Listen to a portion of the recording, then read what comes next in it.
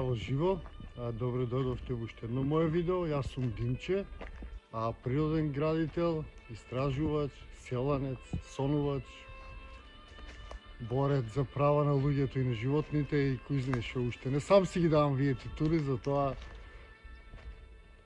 не ми замерувајте. Значи имаме таква слобода, секој за што се залага да си го каже, па така и јас. И моментално ве носам во едно напуштено царство, во еден свет, во една стара фабрика. Сега за жал е напуштена, а некогаш во оваа фабрика работеле, замислете, и 4000 луѓе. Иначе една огромна фабрика, ќе ве прошетам сега низ фабриката. Јас сум фасциниран од овие огромни простори. Значи има нешто во овие огромни простори. Има нешто во празните простори. Има некоја мистерија и некоја магија. Па ќе пробам да ви ја доловам и направам една тура низ фабриката и ќе разговараме за една тема, тоа е инженеринг кој што се врши врз човештвото, односно етапите кои што го водат човештвото во робство. И токму оваа фабрика представува еден дел од таа етапа, која што, или еден дел кој што е веќе завршен, а го води човештвото кон робство.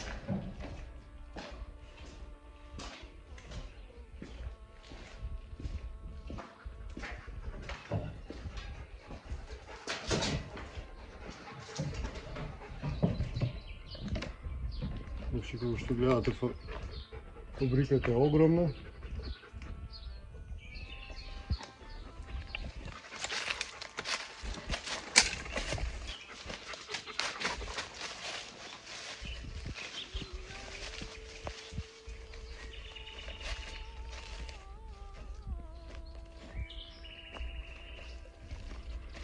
Некогаш сигурно била прекрасна,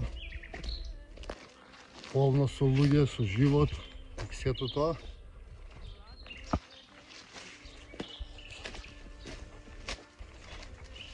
Сега стои така напуштена и би можела да биде некој прекрасен парк или некој место за сквотирање. Да ви го покажам накратко и оджекот. Тоа зад мене е оджекот на фабриката. Се уште гордо стои.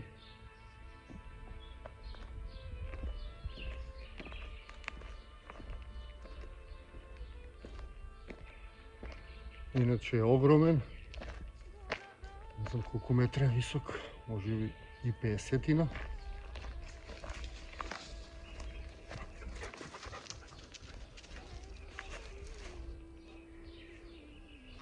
Види тоа е да одиме понатаму.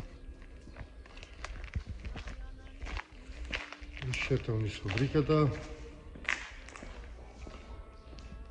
И како што гледате, доколку човештвото го нема, природата ќе си превземе.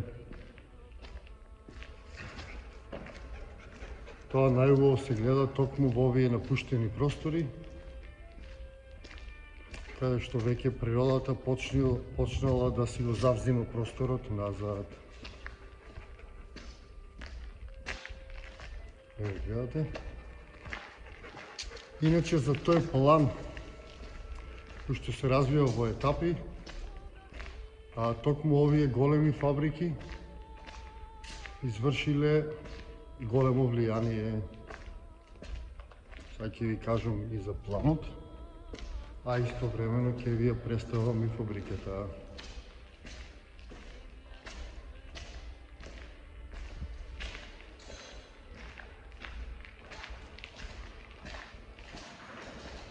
Значи, кој што знаете, сите пред може би 70-80 години луѓето биле слободни, биле независни.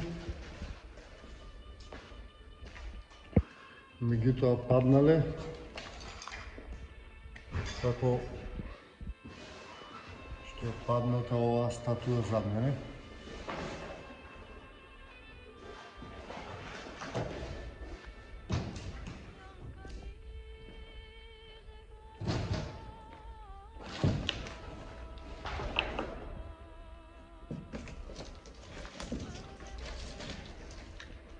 Ова остатоци од статујата која што некога стоела гордо исправена.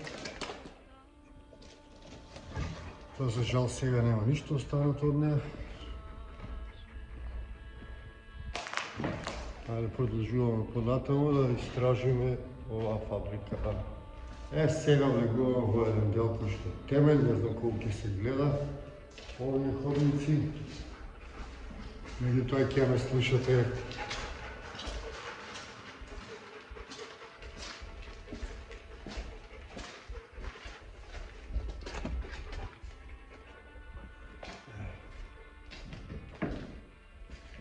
преубави, преголеми ставјања.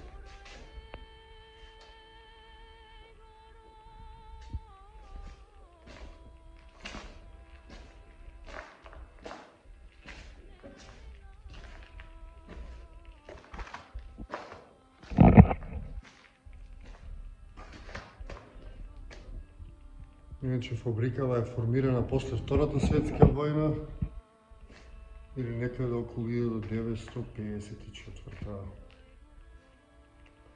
Прекрасни мурали на зидот. Ова е сценографија од градот Велес.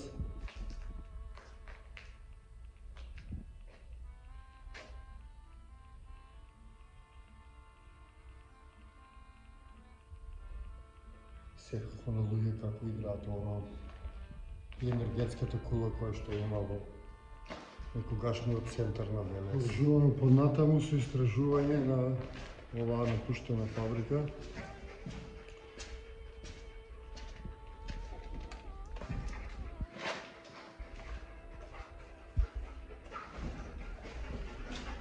Како што кажав, овие фабрики се дел од еден поголем план за заробување на човештвото.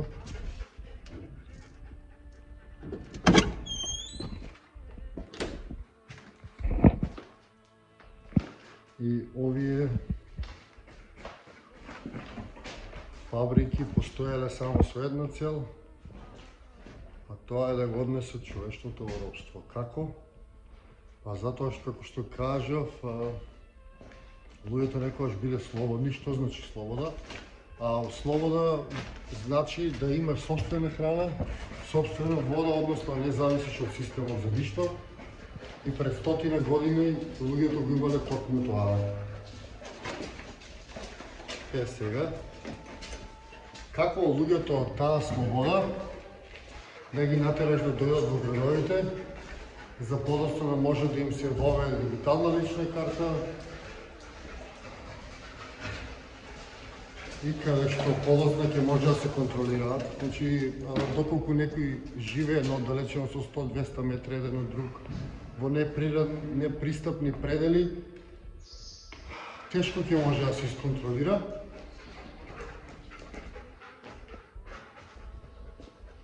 И токму затоа овие фабрики ја завршиле таа улога, односно им се понудило на луѓето слобода, финансиска независност преку работа во овие фабрики, каде што биле вработувани голем број на луѓе, а без при тоа да работат многу.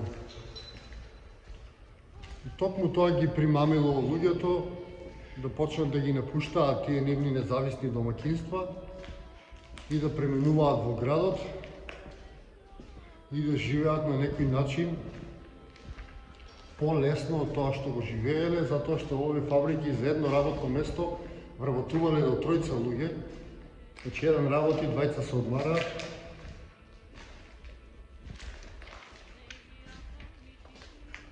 И така натаму, значи им било овозможено со некоја лесна работа да добиваат средства.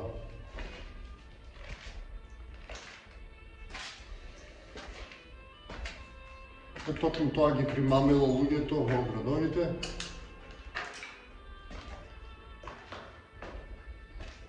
Меѓутоа, планот на тие што го водат овој процес бил таков, односно да постојат овие фабрики или овие лесни и многу платени работни места одреден период, додека луѓето не се сконцентрираат во градовите, за да можат секако полесно да ги владеат. Значи, нема да мислите дека е случајни толку голем број на фабрики отворени, фабрики кои што им биле отворени сите пазари,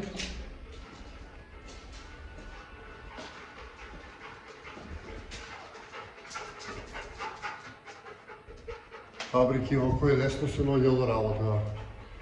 Но меѓутоа, тоа се случувало само за една генерација, тоа било и планот. Кога одреден процент на луѓе или доволен број на луѓе според нивните пресметки ќе се преселат во градовите, односно ќе ги напуштат тие своји независни домаќинства, планот е наредно да се затворат тие фабрики затоа што се економски неисплатливи. Не може фабрика со толкав голем број на луѓе, со толкава инфраструктура да обстојува. И тоа е јасно дека ова биле објекти отворени само наменски, односно додека ќе извлечат луѓето во градовите.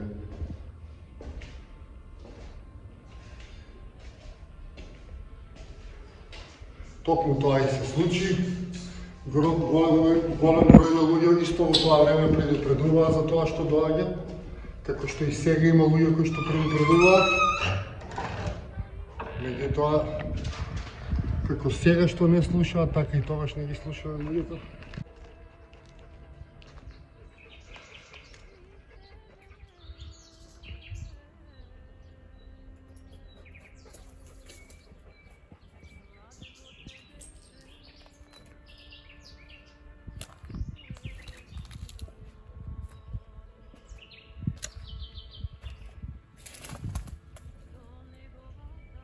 Можете да замислите колку било убаво ова место во некој период од своето работење и постоење.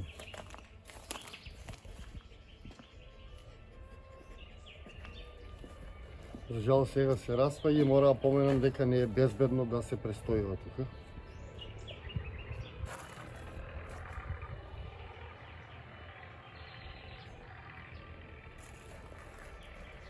Ако го видовте малку погледот, ја се вратам на приказната, односно на планот кој што се одвива во неколку етапи.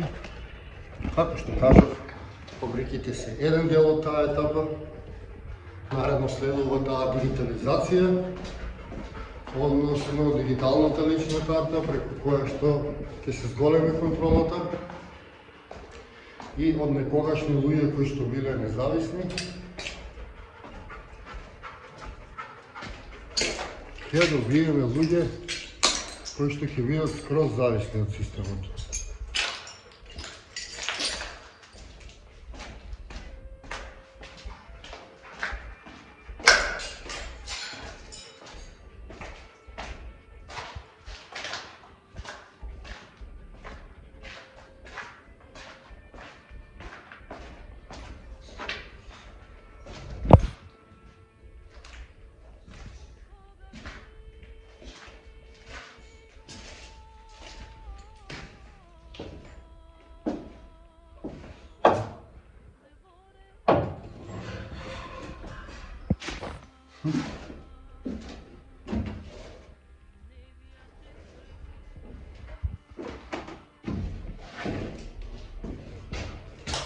Иначе јас обожавам да ги истражувам овие напуштени места.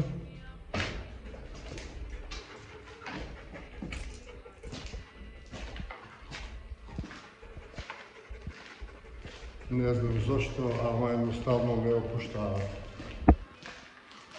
Од друга страна и се добива реална перспектива за што станува со работите што ги имаме и со сите нас по некое време. Токму ова што гледаме станува. И тоа е. Значи тој план да се однесат луѓето во фабрики, да се извадат од тој независен начин на живот и да се направат зависни, е завршен со оваа фаза на фабриките кои што сега стоат празни. Сега секако се преминува на наредна фаза. Некои викаат дека тоа е некоја теорија на заговор. Меѓутоа во тоа време луѓето предупредувале за ова, или ќе се случи и токму тоа се случи. Значи испадна дека сите теории на заговор се вистина, испаднаа вистина. Така и ова околу фабриките.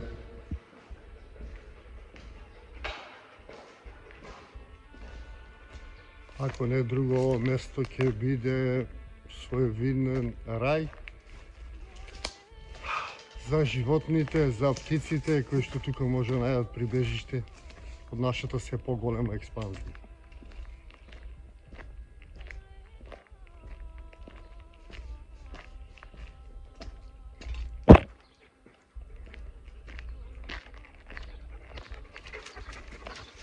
Значи местото е огромно.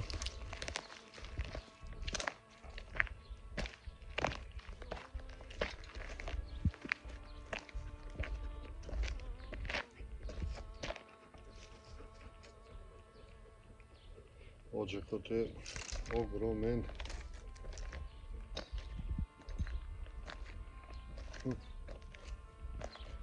Прејако.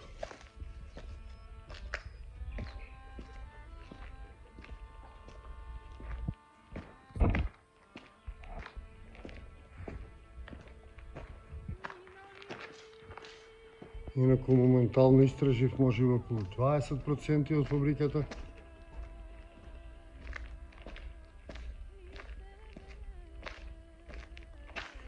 И тоа продолжува. И е огромна.